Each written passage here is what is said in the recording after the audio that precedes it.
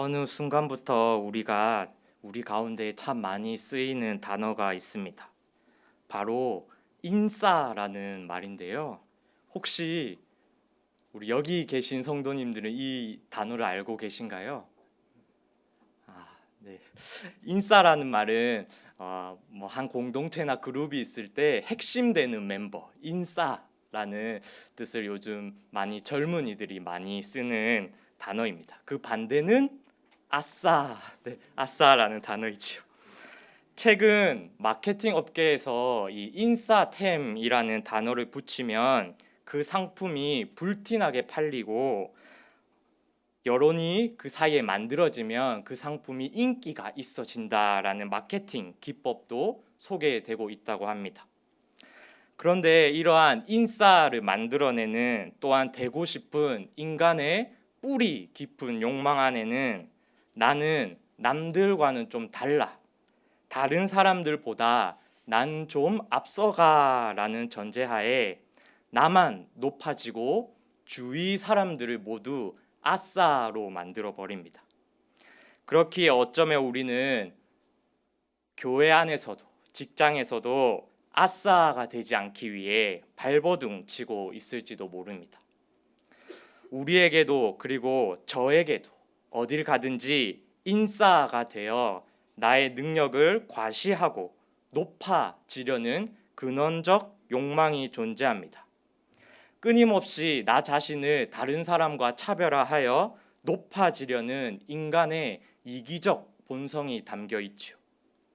그런데 오늘 본문은 우리가 생각하기에 가장 인싸 중에 인싸이실 것 같은 그 누구보다 높아져도 되는 예수께서 다르게 사셨음을 우리에게 알려줍니다. 그 다른 삶의 방식은 과연 어떤 모습일까요? 오늘의 본문 앞인 요한복음 7장 10절부터 보시면 명절이 되자 예수께서 예루살렘으로 올라오셨습니다.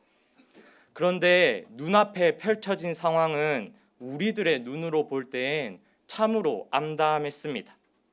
도대체 당신이 우리를 구원할 구원자가 맞냐? 라는 예루살렘 사람들의 무시였고, 심지어 바리새파 사람들은 예수를 잡으려고 머리를 맞대어 논의하는 장면이 등장합니다. 또한 더 보시면 대제사장을 중심으로 그들은 갈릴리에서는 예언자가 나올 수 없다라며 자신들의 기준으로 예수의 권위를 깎으려고 합니다. 그리고 7장 후반부를 보시면 그들이 정말 신나게 예수님을 자신들의 기준으로 판단하고 정죄한 후에 7장 53절에서 제각기 집으로 돌아갔습니다. 그들이 집으로 돌아간 바로 그날 예수께서는 아무 대꾸도 않으시고 성전이 있는 감람산으로 올라가셨습니다. 그런데 거기서 오늘 본문의 사건이 펼쳐집니다. 그분께서 아침이 되어 다시 성전에 올라가셨는데 한 무리의 율법 학자들과 바리새파 사람들이 간음한 여인을 데리고 온 것이지요. 아마 이들은 밤새 고민했지 않았을까요? 예수를 어떻게 하면 끌어내릴 수 있을까? 어떻게 하면 저자를 끌어내려 나의 종교적 자리를 지킬 수 있을까? 기나긴 밤샘 토론 끝에 그들의 방식대로 생각해낸 최선의 해결책이 바로 간음한 여인이었습니다. 그들이 그 여인을 성전 한가운데 세워놓고 말합니다. 예수여, 이 여자가 간음을 하다가 잡혔습니다. 내가 그 간음하는 현장을 직접 보았습니다. 모세는 저런 여자를 돌로 쳐 죽이라고 명령합니다. 그들은 이렇게 말하며 그 근거를 제시하는데요. 그 근거는 바로 신명기 22장 22절부터 24절의 말씀입니다. 세번역 성경입니다. 어떤 남자가 남의 아내와 정을 통하다가 들켰을 때에는 정을 통한 남자와 여자를 다 죽여서 이스라엘에서 이런 악의 뿌리를 뽑아야 합니다. 한 남자와 약혼한 처녀를 다른 남자가 성 안에서 만나서 정을 통하였을 경우에 두 사람을 다 성문 밖으로 끌어다 놓고 돌로 쳐서 죽여야 합니다. 당신들은 당신들 가운데에서 이런 악의 뿌리를 뽑아야 합니다. 그들은 율법과 그 율법 판단의 대상인 간음한 여인을 동시에 들이밀며 예수께 묻습니다. 선생은 도대체 어떻게 말하겠나이까? 제가 짧다면 짧고 길다면 길지만 2011년부터 장신대 신학교를 다니고 있습니다. 군 복무 기간을 포함해서 횟수로 9년째 학교를 다니고 있는데요. 한 학기당 한 번에 사경회를 하는데 총 14번의 사경회를 끝냈고 한 학기당 보통 학교 채플이 50번 정도 있습니다. 제가 계산해 보니 700번 정도의 채플을 드렸다고 볼 수 있겠죠.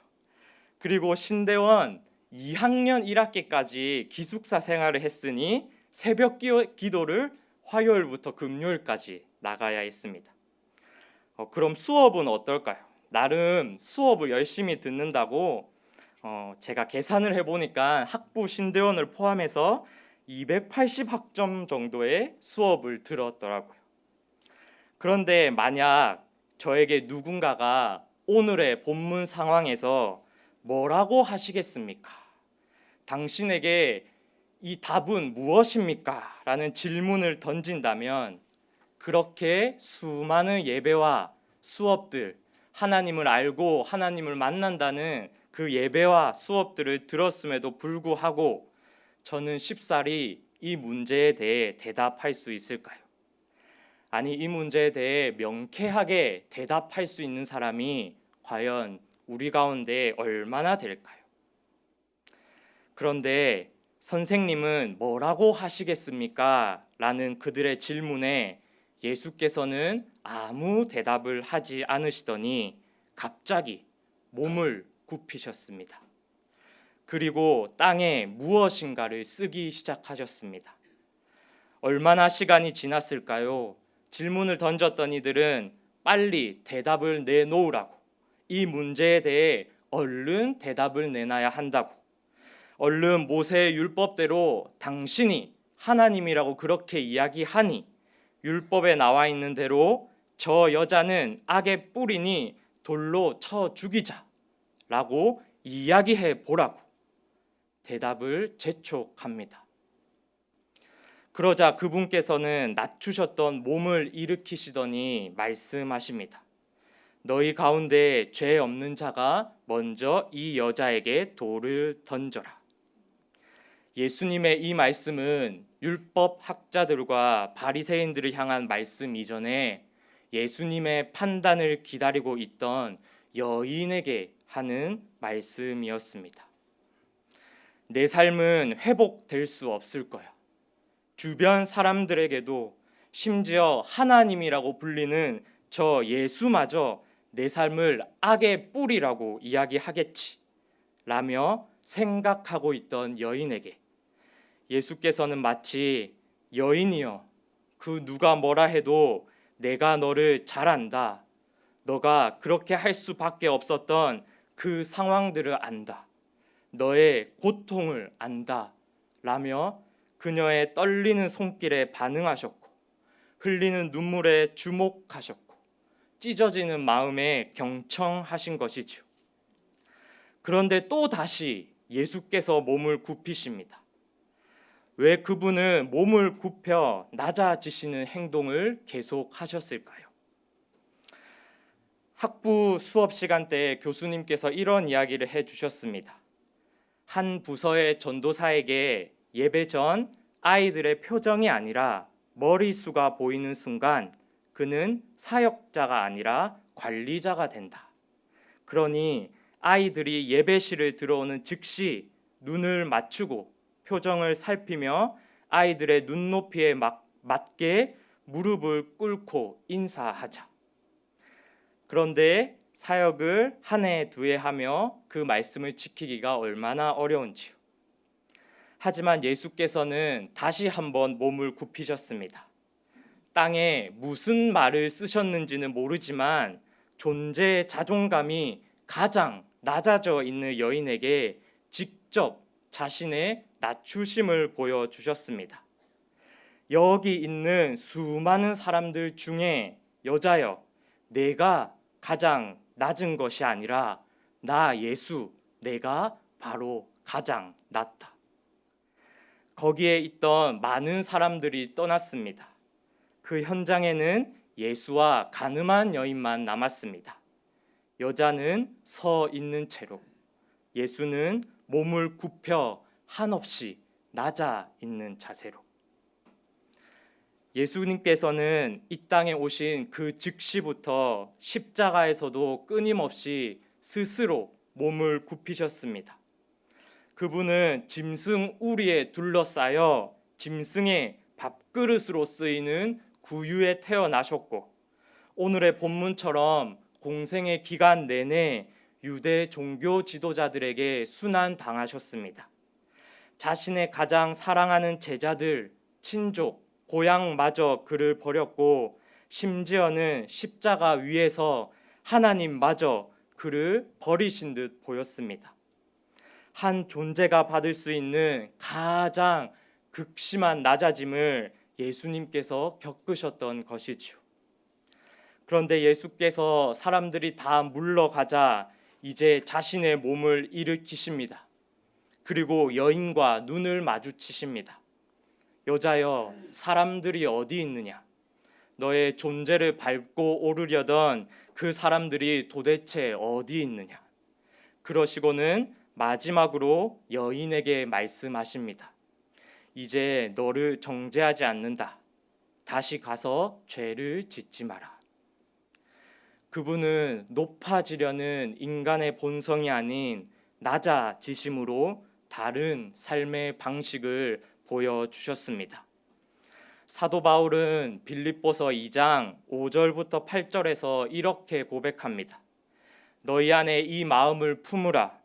곧 그리스도 예수의 마음이니 그는 근본 하나님의 본체시나 하나님과 동등됨을 취할 것으로 여기지 아니하시고 오히려 자기를 비워 종의 형체를 가지사 사람들과 같이 되셨고 사람의 모양으로 나타나사 자기를 낮추시고 죽기까지 복종하셨으니 곧 십자가에 죽으심이라. 저는 최근 어른이 되면이라는 영화를 본 적이 있습니다. 영화에는 2011년 누구라도 이름만 들으면 누구라도 가고 싶은 대학교 4학년 때 자퇴를 했던 한 여자 청년이 등장합니다. 누가 시켜서 등 떠밀려서도 아닌 자신의 주체적으로 학교를 그만두었습니다. 왜냐하면 그녀의 1살 어린 발달 장애를 가진 여동생 때문입니다. 어른들은 그녀에게 말했습니다. 세상은 경쟁 사회다. 내가 계속 동생을 돌보면 망한다. 동생을 돌볼 수 있는 가장 좋은 방법은 내가 성공해서 높은 자리에 올라가면 그때 동생을 데려오면 되는 거다. 그녀는 가끔 시간을 내어 동생을 찾았는데 그녀의 눈엔 동생은 어른으로 성장하고 있지 않았습니다. 시설에 격리된 채 경쟁적 세상을 살아가는데 부적절한 인간으로 낙인 찍히고 분류되고 그저 먹여지고 있었지요. 그 모습을 보며 화가 나고 속상했던 그녀는 결국 좌퇴 변을 이렇게 남겼습니다. 새들에게 날개가 있어서 어디로 날아갈지 선택할 수 있다면 인간에게는 사랑이라는 능력이 있어서 누구를 사랑할지 선택할 자유가 있다. 나는 학교가 아닌 다른 사랑을 향해 떠난다. 그러며 동생을 데려온 언니는 함께 용감하게 사회에서 어른으로 성장하는 실험을 합니다. 그 이야기를 유튜브로 영화로 만들었는데 그 제목이 어른이 되면입니다. 그녀의 이름은 바로 장혜영입니다.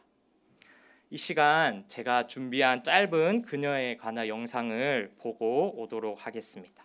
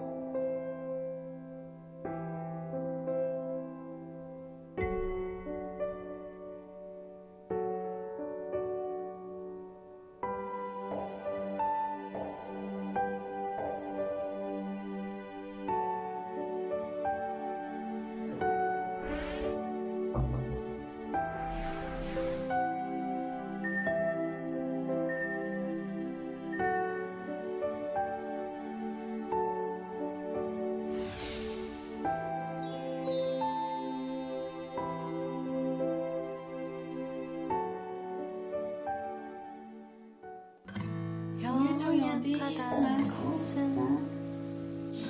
약하다는 것이 아니야. 연약한 존재들은 비밀을 안고 있지. 귀 기울이지 않으면 절대로 알 수 없는 그런 신비로운 비밀, 그런 아름다운 비밀. 아름다운 것들은 쉽게 부서지고 되돌리는 것은 너무 어렵다네. 신비로운 것들은 꿈결 속에 사라지고 되돌리는 것은 너무 어렵다네. 연약하다는 것은 용감하게 산다는 것. 한 가닥 실바람에도 온 마음을 내주는 것.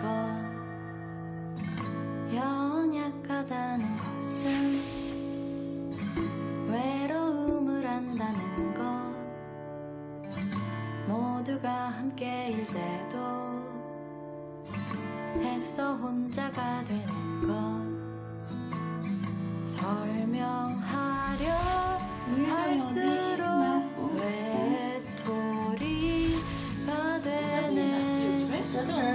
오후에 햇살도 너에게 닿질 않네.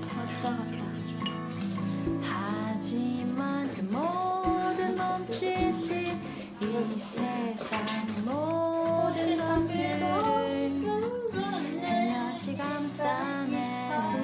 이름 모를 사람도 아름다운 것들은 쉽게 부서지고 되돌리는 것은 너무 어렵다네. 신비로운 것들은 꿈결 속에 사라지고 되돌리는 것은 너무 찍고 싶대요. 저 스티커 사진 매니아야. 아 진짜요? 스티커 사진 근데 여긴 없어. 저쪽 가서 찍자. 맞아요 찍어.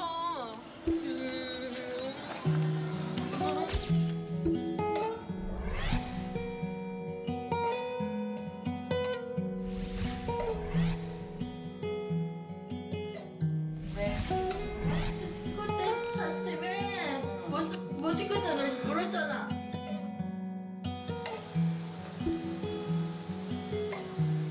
현정아, 왜 언니 눈을 안 봐? 응?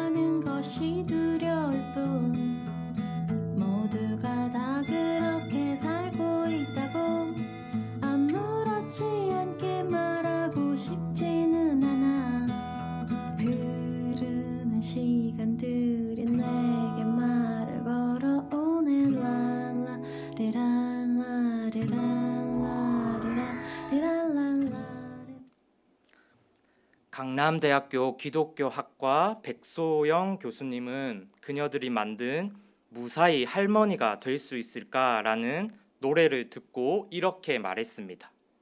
그녀가 그리스도인인지는 모르겠지만 이 노래는 교회 밖에서 들려오는 예언자적 외침이라고 생각한다. 무사히 할머니가 될 수 있을까? 죽임 당하지 않고서, 죽이지도 않고서, 굶어 죽지도 굶기지도 않으며 사람들 사이에서 살아갈 수 있을까?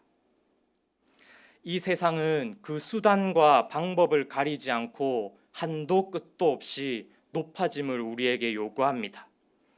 기어코 피라미드 꼭대기에 올라가라고, 그러면 모든 것이 다 잘 될 것이라고. 저 또한 예외는 아닙니다. 졸업반인 저에게 좋은 사역지, 안정적인 곳, 그렇게 해선 요즘같이 자리도 없는데 사역할 수 있겠어. 그러나 이러한 세상 가운데에서 예수께서는 몸을 굽혀 한없이 낮아지시는 삶의 방식을 선택하시고 직접 낮아지셨습니다. 그러시고는 결정적인 순간 고통당하고 있는 여인에게 몸을 굽혀 무언의 위로를 전하셨습니다. 모든 이들이 떠나가고 여인에게 가장 안전한 공간이 되었을 때 자신의 전 존재를 뚫고 나와 몸을 일으키셨습니다. 그리고 물으셨습니다. 여자여, 너를 정죄한 사람이 도대체 어디 있느냐? 오늘 예수님께서는 우리에게도 말씀하십니다. 몸을 굽히자. 그리고 위로를 전하자. 그리고 우리의 존재를 뚫고 나와 고통받고 있는 이들에게 찾아가자. 낮은 자리로 내려가자. 한 목사님은 이렇게 이야기했습니다.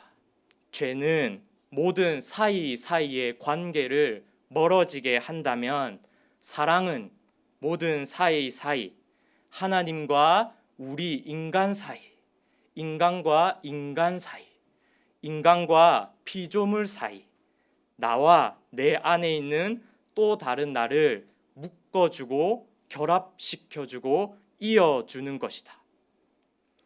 오늘 본문을 통해 보여주신 예수님의 사랑은 몸을 굽혀 낮은 자리로 내려가 세상에 끊어진 곳곳을 이어주고 연결시켜 주셨던 사랑이 아닐까요?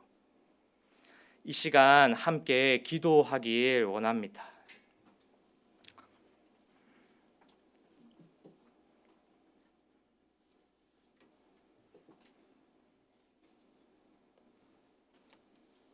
이 시간 함께 기도했으면 좋겠습니다.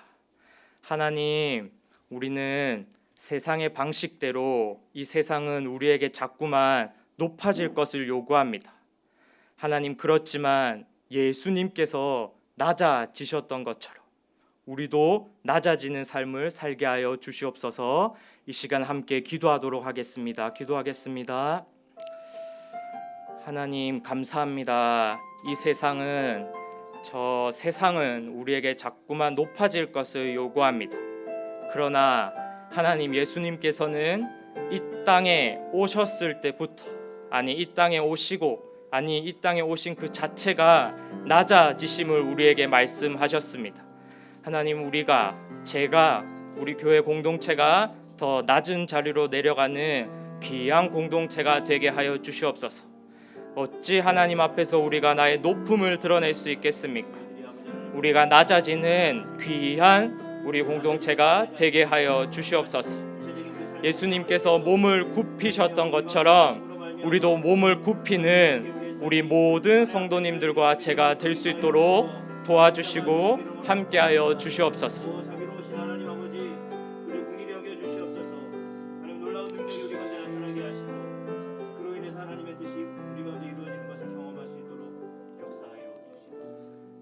이 세상을 만드시고 지금도 우리와 함께 하시는 하나님, 우리의 유일한 기준 되시는 한 분 하나님을 고백합니다.